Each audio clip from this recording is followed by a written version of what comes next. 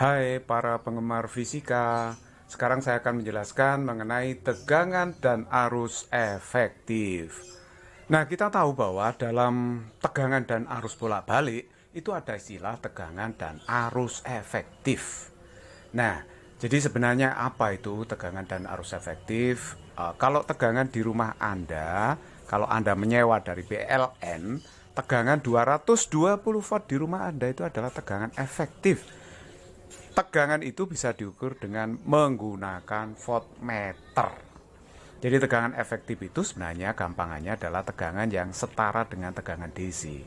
Kalau dihubungkan dengan beban, katakanlah misalnya Anda menyetrika dengan tegangan AC 220 volt dengan DC 220 volt, sama tegangannya, maka akan menghasilkan efek panas yang sama dalam waktu yang sama.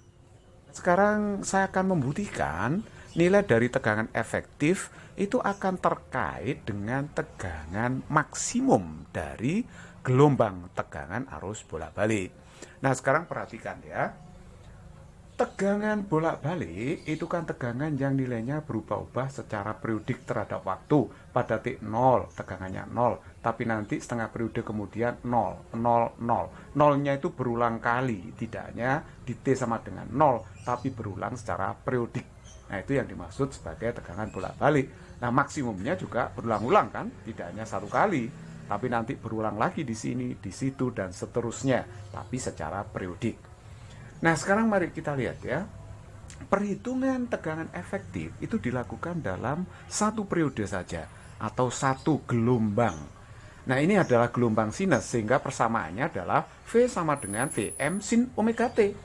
Terus kemudian kalau tegangan efektif itu didefinisikan sebagai akar dari V kuadrat rata-rata. Sebenarnya V efektif itu kan di Indonesia kan dalam bahasa barat itu VRMS, Virmes, root mean square. Jadi root mean square akar kuadrat rata-rata. Akar kuadrat rata-rata, root mean square gitu bilangnya. Oke. Nah, V kuadrat rata-rata itu apa? V kuadrat rata-rata ini V kuadrat rata-rata integral dalam satu periode ya, satu periode gelombang. Batasnya 0 sampai 1 periode V kuadrat dt per integral 0 sampai T dt. Begitu. Nah, kita tinggal memasukkan fungsi ini untuk diintegral ke sini. Nah, sedangkan yang bawah hasil integral 0 sampai T dt itu adalah T besar. Jadi kalau gitu ini bisa saya tulis seperti ini. Integral 0 sampai T V kuadratnya, ini saya kuadratkan ya, berarti Vm kuadrat sin kuadrat omega T dt. Nah, sekarang kita tinggal mengintegralkan saja. Nah, karena Vm itu, V maksimum itu sifatnya kan konstan ya. Saya bisa mengeluarkan dari integral. Jadi Vm kuadrat per T integral 0 sampai T dari sin kuadrat omega T dt. Seperti itu. Tapi ini bisa saya ubah ya. Variabelnya saya pakai omega T. Jadi kalau begitu begini. Jadi Vm kuadrat per T gitu. Integral 0 sampai T. Ini kalau sin kuadrat omega T D-nya saya pakai ini. Nah, D omega T. Maka di sini harus saya bagi dengan omega. Nah, seperti itu ya. Karena ini pakai variabel omega T. Kita tinggal mengintegralkan sin kuadrat omega T. Tapi ingat ya, rumus trigonometri. Nah, Anda ingat kan, ada rumus trigonometri yang mengatakan ini, cos 2 alfa itu kan 1 min 2 sin kuadrat alfa. Jadi ini kalau saya pindahkan, 2 sin kuadrat alfa itu berarti 1 min cos 2 alfa, gitu kan. Berarti sin kuadrat alfa itu kan setengah 1 min cos 2 alfa. Nah, itu ya. Seperti itu. Nah, sekarang coba perhatikan baik-baik. Sekarang ini saya ganti ya. Ini berarti sama aja dengan Vm kuadrat TW, ya kan? Integral 0 sampai T. Sin kuadratnya saya ganti ini. Alfanya omega kali T ya. Alfanya omega kali T. Jadi ini saya ganti setengah, ya kan? 1 min cos 2 omega T. Nah, D omega T. Seperti itu. Lanjut ya. Mari kita lanjutkan. Nah, ini kan berarti Vm kuadrat per 2-nya ini saya keluarkan. Jadi 2TW gitu kan ya. 2T omega. 2 ini saya keluarkan. Jadinya kalau begitu jadinya Vm kuadrat per 2T omega. Terus kemudian integralnya 0 sampai 1 periode. Ini dari 1 min cos 2 omega T D omega T. Nah, seperti itu. Oke, sekarang tinggal finishing aja ini Vm kuadrat 2T omega. Nah, ini integralnya berapa ya? Integralnya kan 1 diintegral berarti ini omega T, ya kan? Nah, ini integralnya cos itu apa? Sin toh. Jadi ini setengah, ya kan? Soalnya ini ada 2-nya ya. 2 ya, jadi setengah. Jadi ini sin 2 omega T. Begitu. Batasnya 0 sampai T. Oke, lanjut. Jadi ini kalau saya masukkan nanti Vm kuadrat 2T omega. Berarti ini apa? Kan T-nya masuk dulu. Berarti omega T ya. Terus min setengah sinus 2 omega T besar gitu kan ya. Nah, seperti itu. Dikurangi dengan, saya taruh bawah ya, nolnya masuk sini. 0 dikurangi. Nah, ini nolnya masuk sini. Tapi sin 0 itu 0. Jadi ini 0. Nah, gitu kan. Lanjut ya.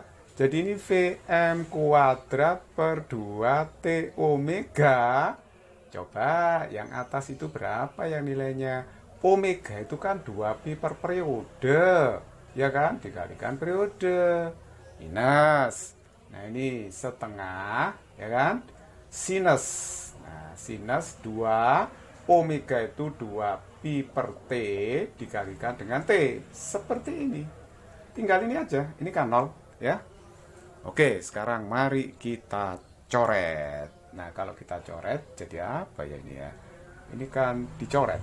Nah, ini jadi dicoret. Seperti itu. Akhirnya saya dapatkan Vm kuadrat per 2T omega. Nah, ini adalah 2pi hasilnya minus. Nah, minus berapa ini? T-nya kan dicoret ini. Berarti sin 4pi. Kalau di depannya pi itu bilangan bulat, hasil sin itu pasti 0. Jadi ini 0 ya. Sin 4pi itu 0. Jadi kalau begitu dapatnya apa ya ini? Vm kuadrat per 2T omega. Terus kemudian dikalikan dengan 2pi. Tapi omeganya langsung aja ya. Ini omeganya kan 2pi per T. Nah, itu omega diuraikan 2pi per T dikalikan dengan 2pi. Kan gitu. Jadi kalau begitu, apa? Bisa dicoret ini. 2pi-nya juga bisa dicoret. Nah, akhirnya kita temukan yang namanya V kuadrat di rata-rata itu sama dengan Vm kuadrat per 2. Oke, nah sekarang kita tinggal memasukkan ke rumus ini kan. Jadi ini V efektif itu sama dengan akar V kuadrat rata-rata root mean square. Jadi akar V kuadrat rata-ratanya sudah ketemu, yaitu Vm kuadrat dibagi 2. Sehingga saya dapatkan rumus V efektif itu adalah Vm dibagi dengan akar 2. Nah, inilah hubungan V efektif dengan tegangan maksimum pada tegangan arus bolak-balik. Nah, bagaimana untuk arus efektifnya? Kita tahu bahwa kalau tegangannya itu bentuknya sinus, dalam AC tentu saja arus terhadap waktu juga sinus. Grafiknya sinus seperti ini. Jadi fungsinya sama dengan fungsi tegangan sebenarnya. I sama dengan Im sin omega T. Gitu ya.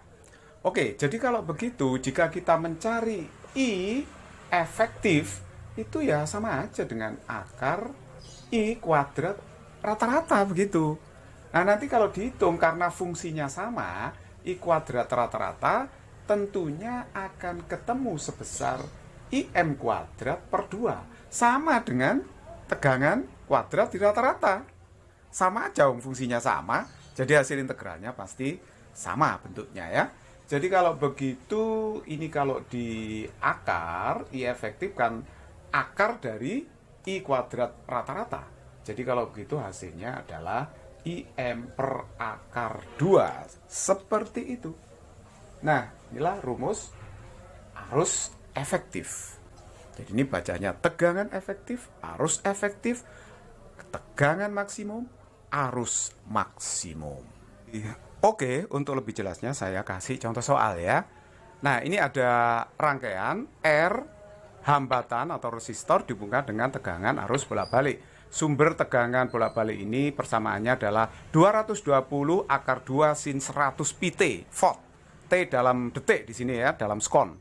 Hitunglah tegangan efektif sumber. Jadi kalau kita menjawab pertanyaan A itu sangat mudah sekali ya. Nah, ini tegangan sumbernya adalah 220 akar 2 sin 100 pt. Berarti kalau begitu kita bisa tahu Vm itu adalah amplitudo gelombangnya. Koefisien yang di depannya sin itu ya, bilangan di depan sin. Jadi 220 akar 2 volt.